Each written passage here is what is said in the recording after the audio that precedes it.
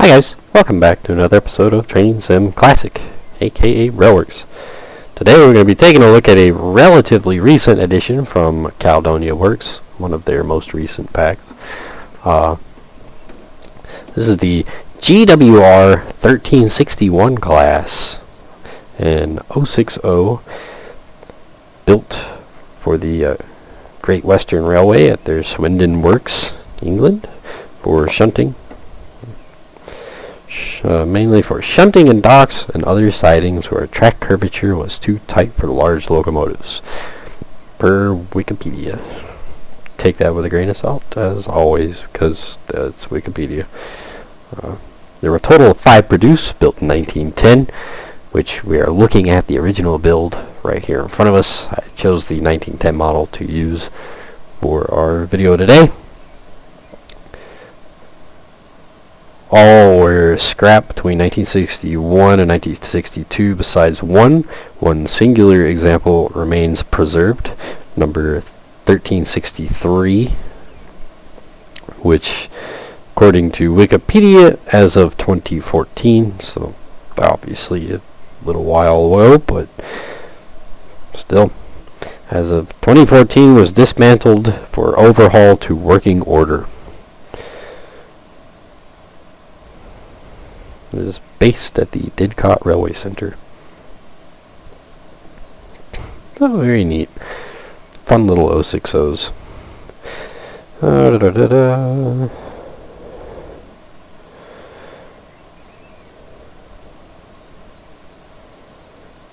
The 1361 class was designed by George Jackson Churchward as an update of the 1392 class, originally built in 1874 for the Cornwall Minerals Railway, and as such, they combine unusual and outdated elements such as saddle tanks and Allen valve gear, with current Great Western details such as the cab, bunker, and many minor fittings.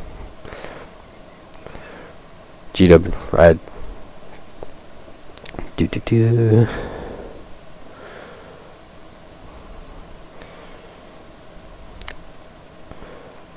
A neat little unusual fact about these locomotives in particular is that the GWR typically employed Bell-Pair fireboxes by this point. And as you can see, this locomotive does not. Which actually does not bother me at all. I have never liked the look of Bell-Pair fireboxes. I like these much more. Now, in the pack, an entire locomotive pack, there is no rolling stock included in it. And as such, somehow I managed to get most of them down without any out-of-memory errors. So we've got the 1930s into the 1940s for the GWR represented in various stages, with weathered and unweathered variants, as well as later British Rail in early and late variants with weathered and clean variants as well. Now, to my knowledge, the locomotives do not change very much at all throughout the years. They remain pretty much the same. So there's not too terribly a huge reason to go over all of them. Just kind of a quick look at how they look. So let's oogie and boogie on back. Right off the bat, 3D rivets. I love those. They make me happy.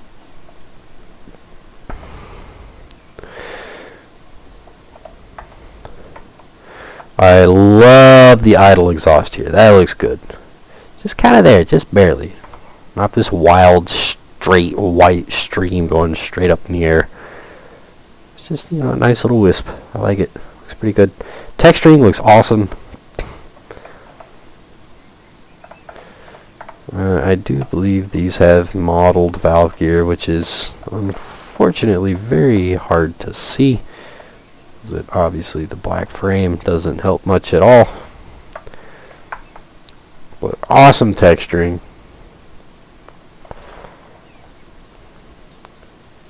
Lettering looks pretty good.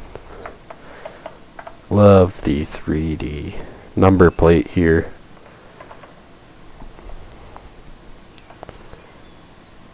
just overall an absolutely awesome looking model. This is cool.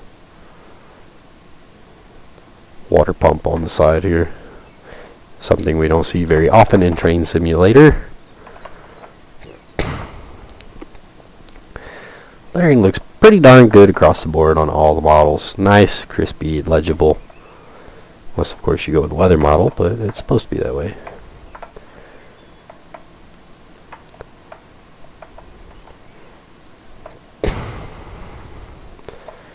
Caledonia Works has done an absolutely awesome job visually on these.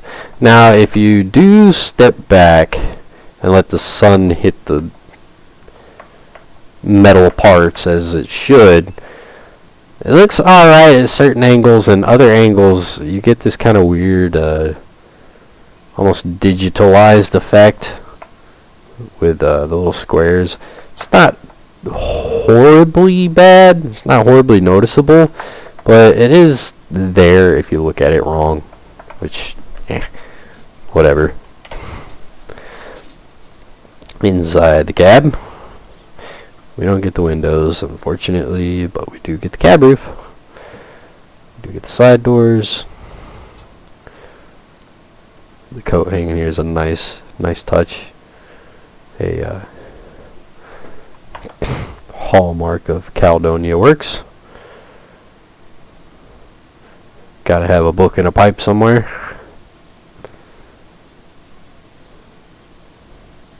Cab lamp, love that.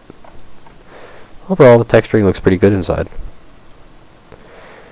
Not too terribly sold on the weathering going on inside, but it is very rare that I like weathering in Train Sim. E key for your reverse lock. Seats. Door. Cylinder cocks. Should be our rear sander. Handbrake. Fire box.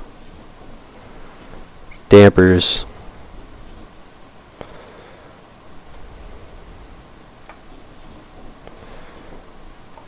Train brake. Oh, interesting.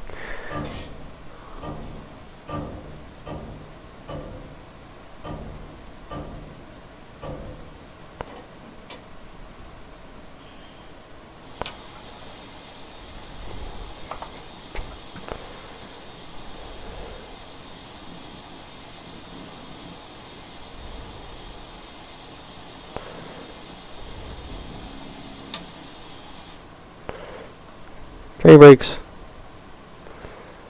Got our secondary whistle. Primary whistle. Blower. I'm actually kind of surprised you can't open the windows. Or even the back panel. Man, I will admit the Victory Works models do kind of spoil me a little bit with all the windows and whatnot that you can play with, but it is kind of surprising because there are the obvious GWR noticeable items. Let's hop over here. Increase and decrease injectors. No, we don't get those. Injectors, and that's really it. Fairly simple model, not a whole lot going on. It is a tank locomotive, so that's typically how they're built.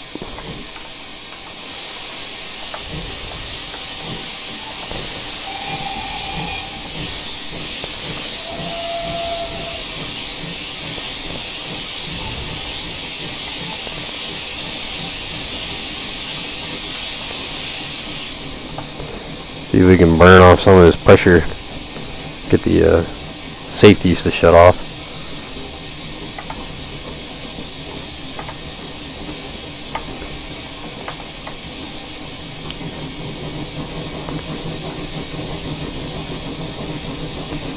Cruise control 1, 2, and 3, and 4 for your headlights.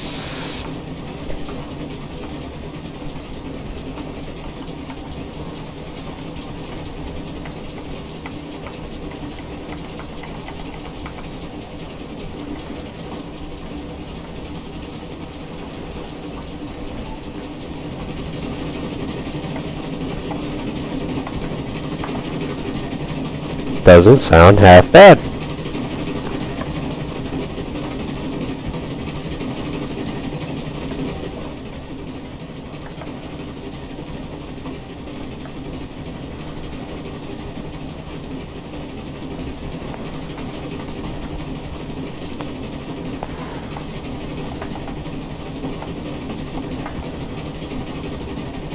Now, obviously, it's not a locomotive built for speed, so once you start getting it faster with a train load, it will absolutely start to burn through your pressure. So do bear that in mind.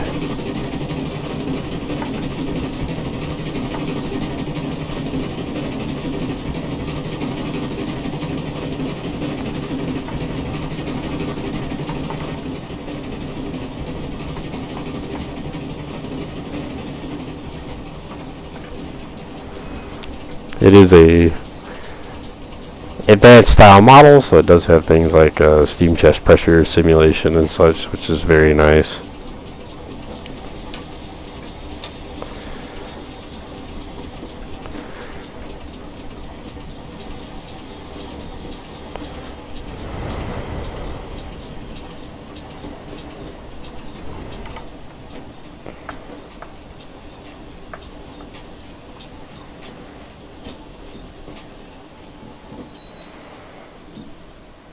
Yoink.